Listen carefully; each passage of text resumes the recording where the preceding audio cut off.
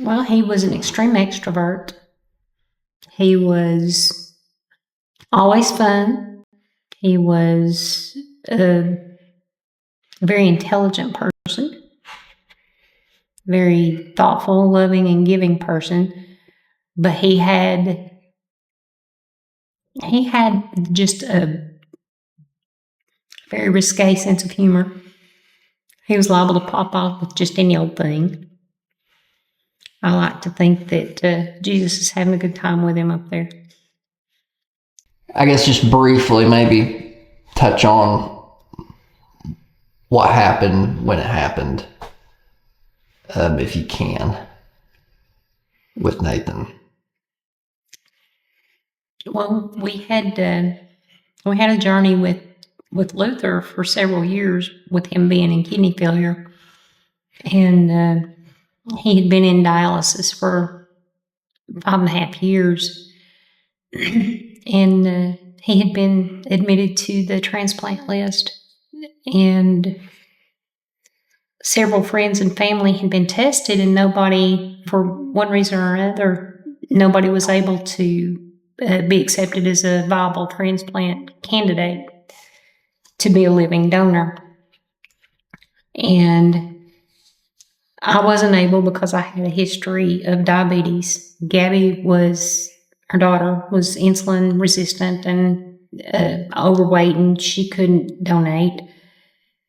Well, Nathan was also overweight, but he, unbeknownst to us, had started a personal campaign to lose weight, and he set aside alcohol and tobacco and quit smoking weed.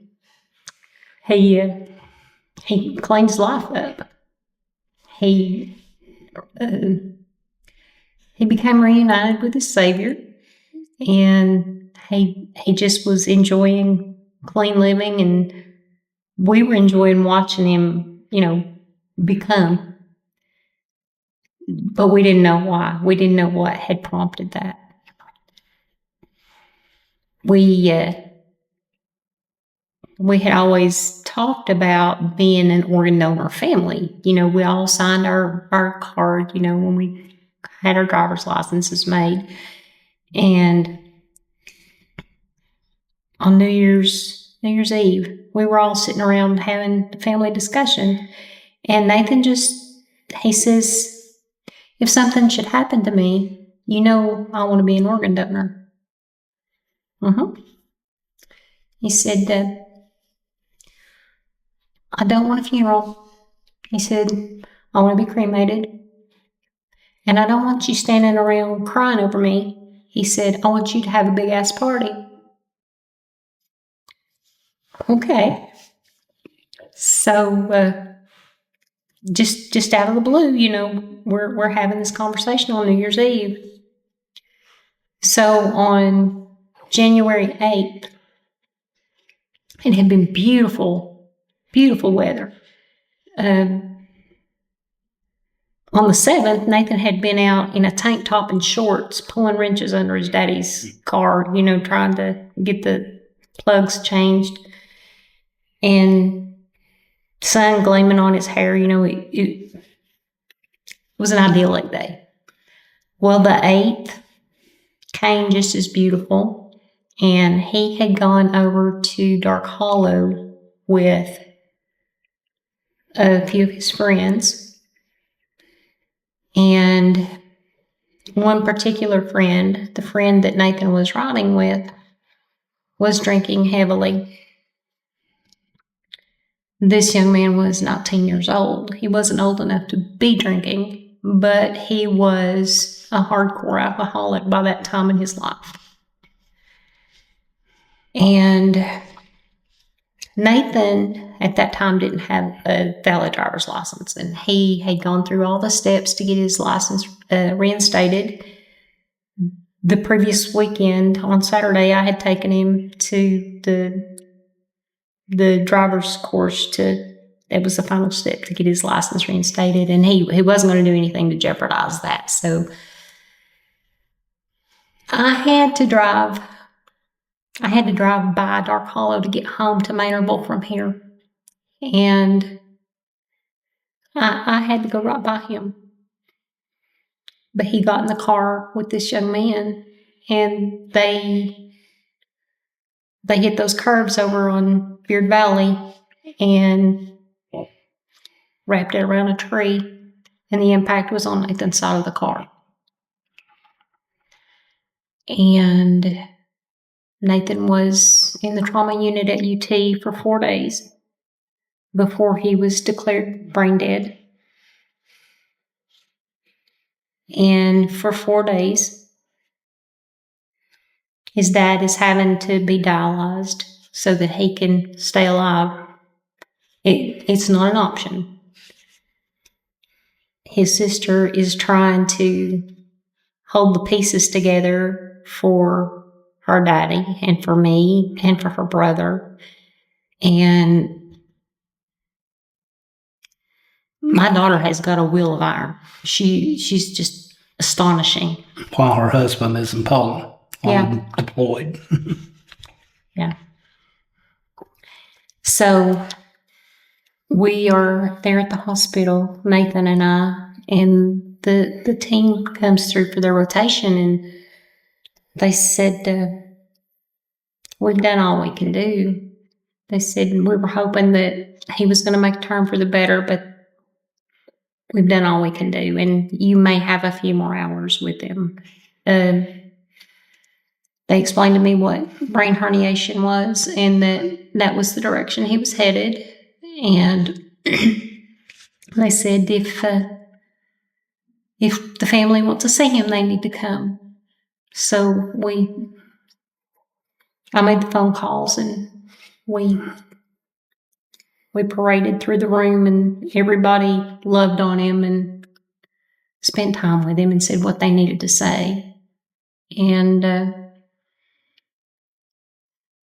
Gabby got there with Luther, and we went back into a private room where they have consultations with trauma families. And the nurse who was in charge of Nathan that day, she said, I understand that he wants to be an organ donor. She said, would you like us to reach out to Tennessee Donor Services? I said, would you please? He absolutely does want to be an organ donor. So she made the necessary calls, and around the time that Luther and Gabby got to the hospital, my dad, who had just had open heart surgery, he got there, and it's a particularly sweet memory because we lost my dad 2 years ago. But my daddy sat there and held my hand through going through that. But the gentleman that came to us from Tennessee Donor Services, his name is Wes Patton. He was such a kind, gentle soul. Just very well fitted for the job that he has. But he came back and he talked to us. He said he had a sheet of paper in his hands. You know, he already knew what Nathan's wishes were because of, you know, the documentation for him wanting to be an organ donor. And Nathan had it lined out. He meant what he meant. So Wes is telling us that since Luther is on the transplant list, if we were agreeable to it, and if Nathan was a match, a tissue match, that perhaps he could be a donor for his dad, and would we consider it? And by that time, we're just all bawling. Yes, we would consider that. We didn't know that was a thing.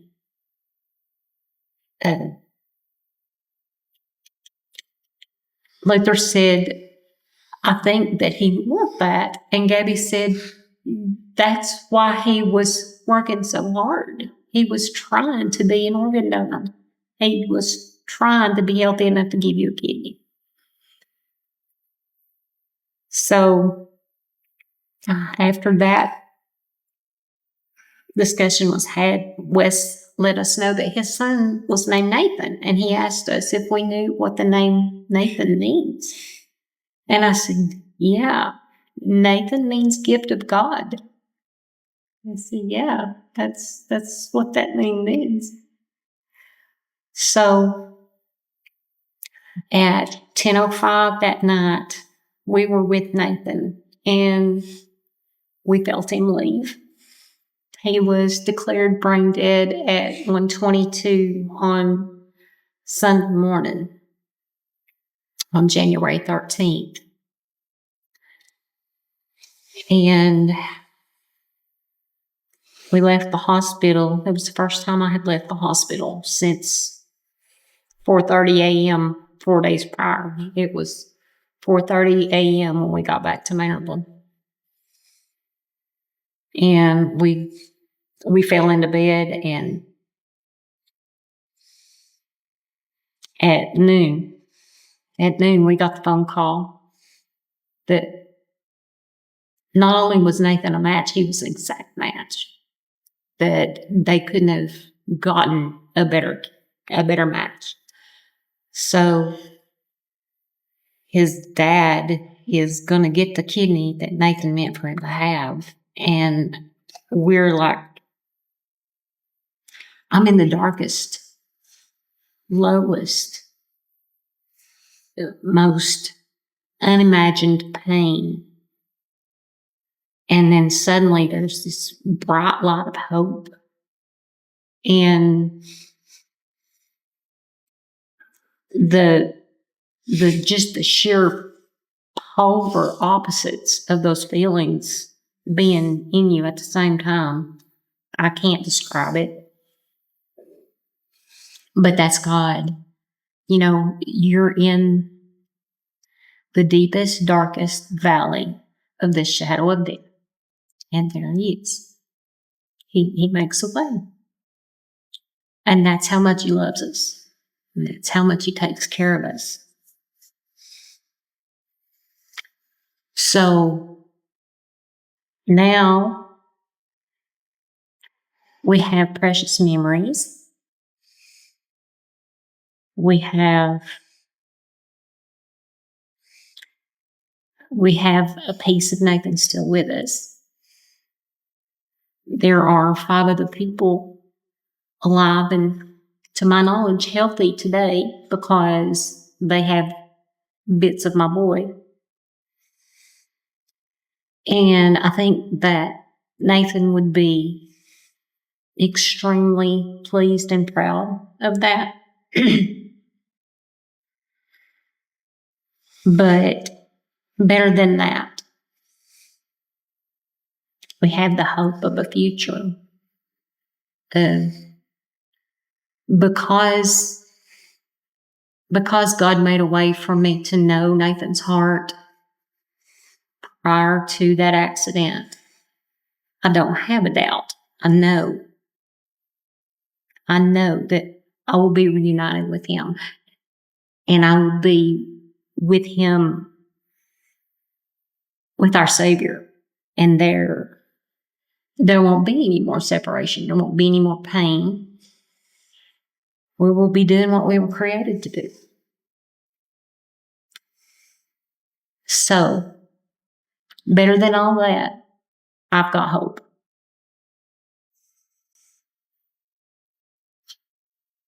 And I guess for you, I mean, what's it like? You know, walking around every day with a little bit of piece of Nathan with you at all the time. I know he's there. I know he's right here. We met his best friend from college 2 weeks ago now. And we was up on Elizabeth and doing a mission trip with church. And they live in Kingsport. So on our way back, we met him for lunch. He's got a 2-year-old little boy we'd never met, which His name is Oliver Samuel Ray Wood. And his Samuel was for Nathan. And we was taking the pictures. We left. I said, you got to get on this side of me because it's where Nathan's at.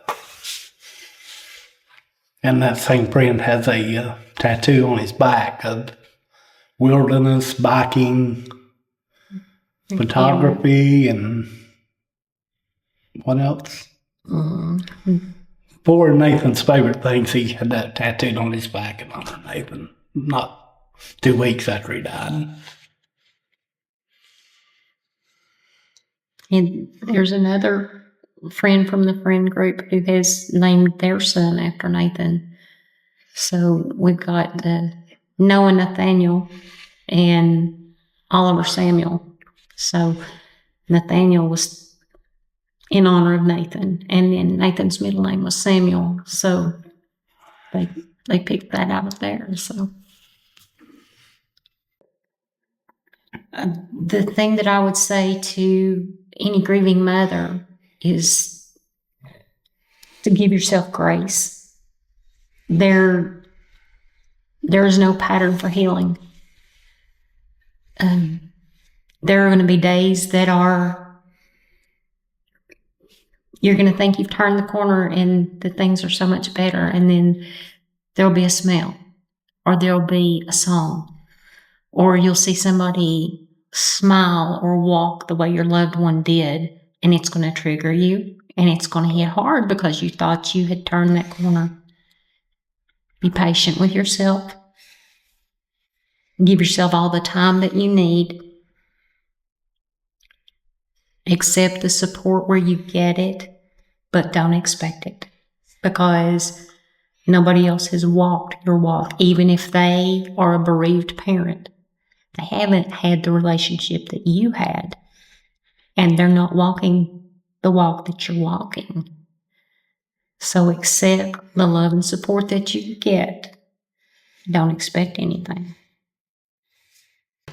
She usually says it, that if you have teenagers, when they're getting that driver's the learner's permit or the license, well, even the family, just consider being a donor, because it's not do you any good. Once you're gone, you can't use it anymore. Somebody can. Somebody else can have their loved ones for many years to come. Also, I would say be real with your children. Teach them, I'm a phone call away. I don't care what time of day it is. I don't care how inconvenient it might be. You call home. If you can't get me, you call somebody that you know is sober. Do not put your life at risk. Don't hurt your mama. I guess, how would you like Nathan to be remembered? I hope that people, when they think of Nathan, they think of his sense of humor. I hope that they remember his acceptance and his kindness. The realness, the genuine realness. If Nathan was your friend, he was truly your friend. And I've seen him be hurt so desperately by the people that he loved. And he just kept loving. And I hope that people know that about him and remember him for that.